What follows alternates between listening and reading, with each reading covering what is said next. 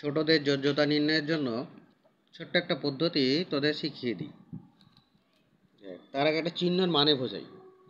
-5 mod বা 5 mod, এটার মানে হচ্ছে শুধু পজিটিভ নাম্বারটা লেখা।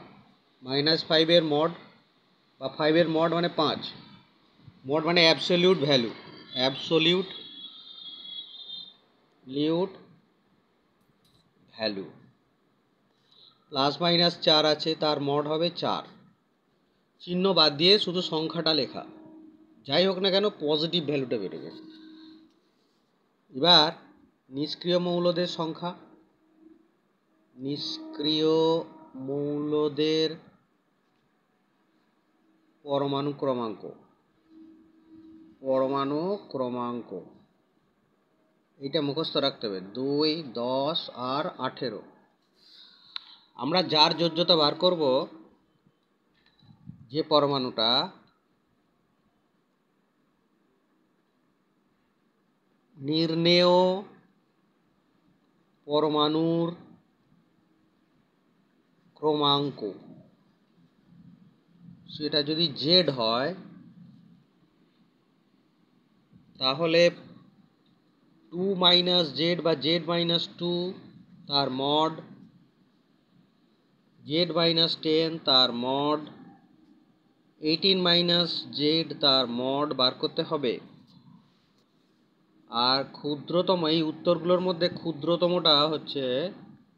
ক্ষুদ্রতমটাই হবে যোজ্যতা। দূর কি বললেন, সব গুলিয়ে গেল। একটা উদাহরণ দিলে সব বোঝা যাবে। ধরো তোমাকে জিজ্ঞেস করা হচ্ছে ফসফরাসের যোজ্যতা কত। এই যে নির্ণেয় পরমাণু তখন ফসফরাস হয়ে গেল, নির্ণেয় পরমাণু ফসফরাস।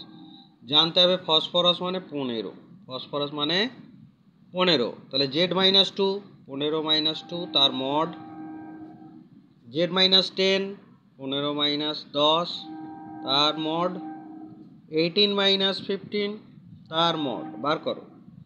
তাহলে এটা হচ্ছে 13 মড, 5 মড, 3 মড। সংখ্যাগুলো এরকম 13, 5 আর 3। সবচেয়ে ছোট কোনটা, ক্ষুদ্রতম কোনটা? ক্ষুদ্রতম হলো 3। তাহলে পি এর একটা যোজ্যতা হলো, ফসফরাসের যোজ্যতা 3।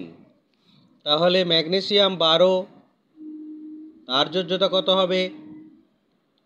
তাহলে তোমরা এখানে 15 - 2, 15 - 10, 15, 18 - 15 এসব করেছিলে, তার জায়গায় 12 বসাবে। সব 15গুলো 18 বসাবে, বসিয়ে সংখ্যাগুলো বার করবে, করে দেখাবে যে